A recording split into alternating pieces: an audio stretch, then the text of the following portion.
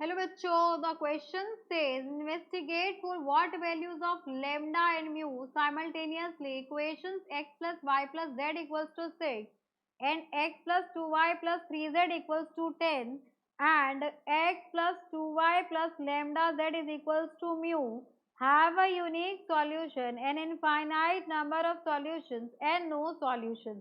So for this question we are using a key concept. यहाँ पर आपके पास सारी कंडीशन देखेंगे तो की कंसेप्ट हो जाएगा आपके पास फॉर यूनिक सॉल्यूशन। अगर हमें यूनिक सॉल्यूशन चाहिए उसके लिए क्या होता है आपके पास डिटर्मिनेंट की value not equals to zero and no solution infinite number of solutions के लिए हमें डी की वैल्यू जीरो चाहिए होती है। तो यहाँ पर पहले हम मैट्रिक्स देखेंगे तो यहाँ पर आपके पास देखते हैं, यहाँ पर कंडीशन नंबर सी देखते हैं फोर नो सॉल्यूशन। अगर कोई भी सॉल्यूशन ना हो उसके लिए क्या हो जाएगा, तो यहाँ पर आप एक काम कीजिए फोर नो सॉल्यूशन ये हो जाएगा आपके पास डिटर्मिनेंट क्या हो जाएगा that will be one then one and one, और ये हो गया आपके पास वन एंड देन टू एंड ये हो गया आपके पास थ्री। देन नेक्स्ट बात करते हैं तो ये हो गया आपके पास वन टू एंड लेमडा। ठीक है, अब इसकी इक्वल क्या होना चाहिए, नो सॉल्यूशन के लिए इसकी वैल्यू जीरो के इक्वल होना चाहिए।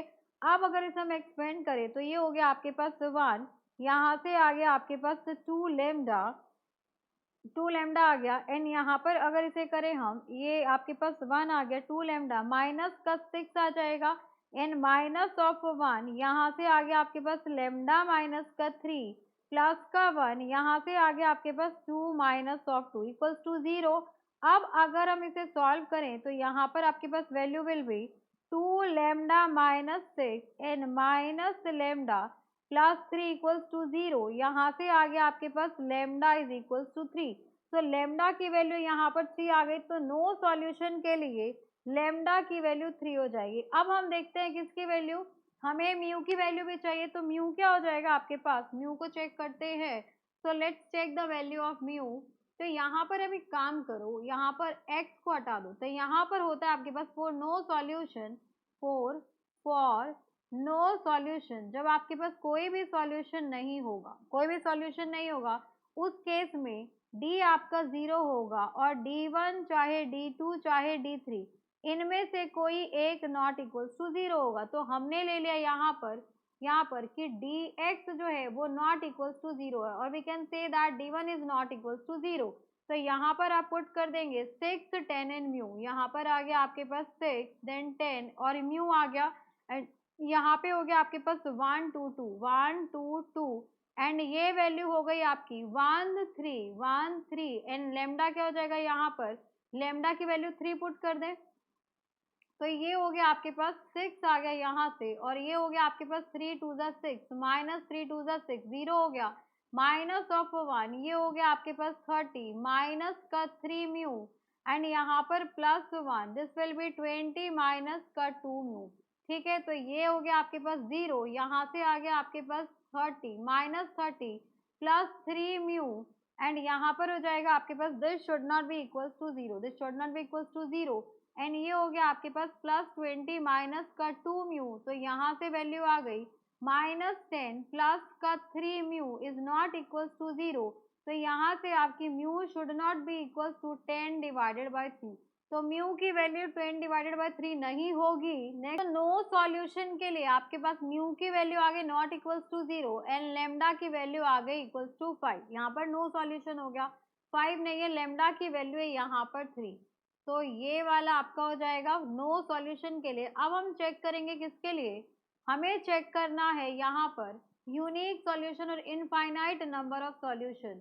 तो यहाँ पर आपके पास बी पार्ट लेते हैं, यहाँ पर B part that will be infinite number of solution, infinite number of solution. तो इनफाइनाइट नंबर ऑफ सॉल्यूशन के लिए d1 भी आपका इक्वल टू जीरो हो जाएगा, तो d1 इक्वल टू जीरो हो जाएगा एंड d भी इक्वल टू जीरो हो जाएगा।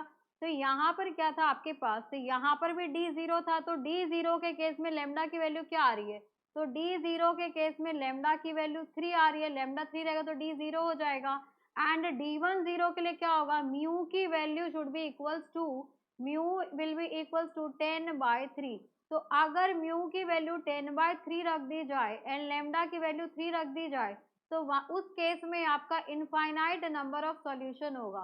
देन ए पार्ट की बात करें, यहाँ पर गिवन है आपके पास unique solution, this is unique solution. तो यूनिक सॉल्यूशन का केस क्या होता है, हमें बोला गया है कि यूनिक सॉल्यूशन हो, तो यूनिक सॉल्यूशन में डी की वैल्यू नॉट इक्वल्स टू 0 होगी। In unique solution D should not be equals to 0 and d1, d2 and d3 they should not be equals to 0। इनमें से कोई भी इक्वल टू 0 नहीं होगा।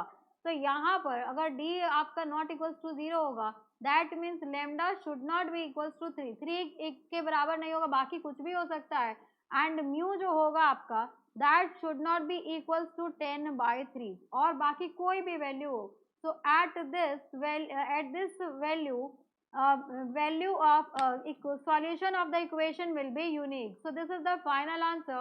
Hope you understood it very well. Thank you so much. Best of luck.